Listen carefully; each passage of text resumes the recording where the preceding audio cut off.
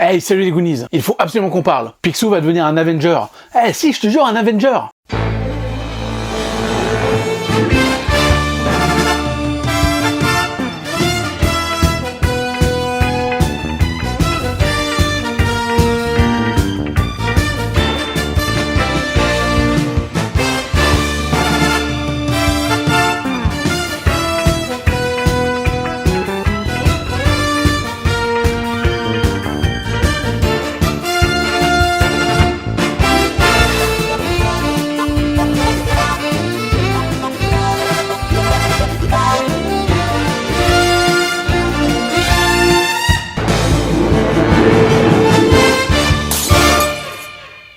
Bon, bref, c'est une vidéo un petit peu rapide, mais il fallait vraiment qu'on en parle.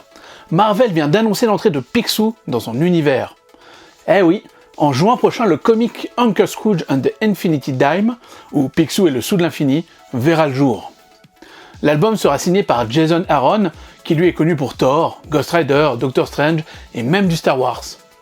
Et au niveau dessin, on aura déjà Paolo Mottura, qui a rejoint Disney en 89 aux côtés de Giovanni Battista Carpi, dont on a déjà parlé, qui travaillait pour Topolino, et il a beaucoup été présent dans la BD Disney des 90s.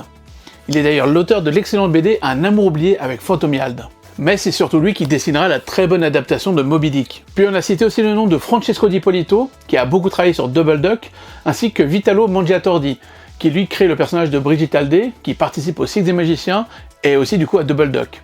Et il sera aussi le créateur d'Universo PK, avec Power Duck comme personnage principal. Bref, une bonne brochette de l'école italienne.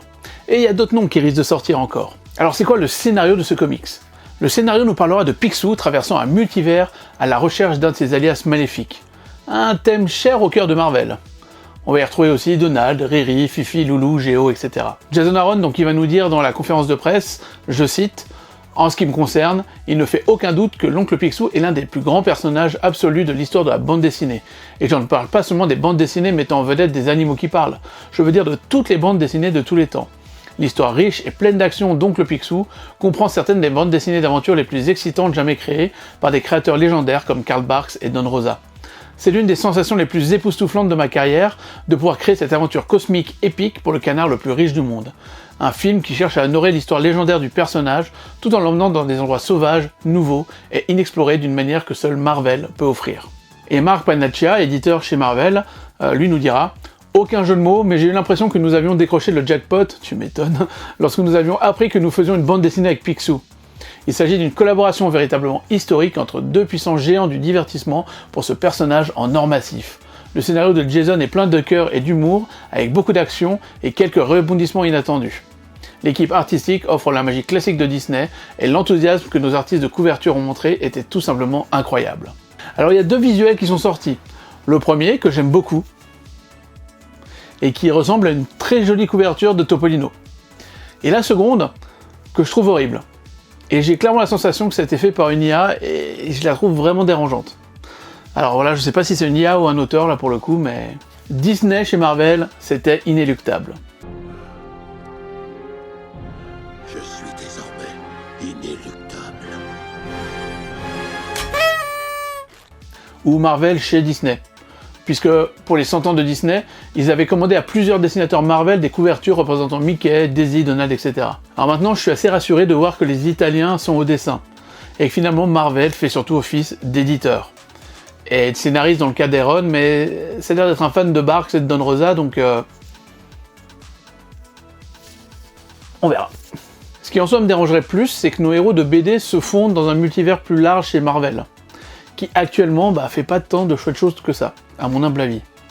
Un versus, avec Howard le Canard par exemple, me dérangerait parce que, autant on pourrait y trouver du sens, c'est des canards, autant je crois que les deux médias ne parlent pas des mêmes choses et n'en parlent pas de la même manière.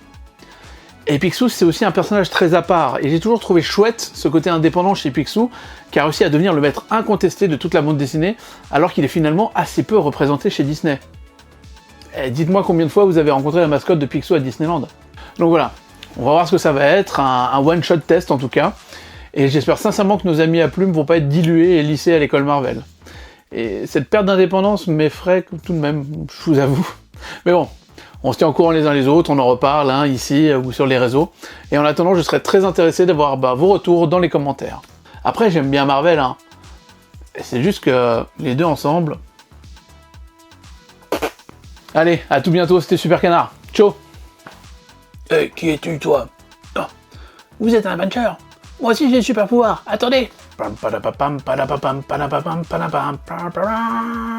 à votre avis, pour ceux qui sont restés jusqu'à la fin, à votre avis, j'ai combien de commentaires de gens qui vont me dire l'image du début, c'était pas Marvel, c'était DC.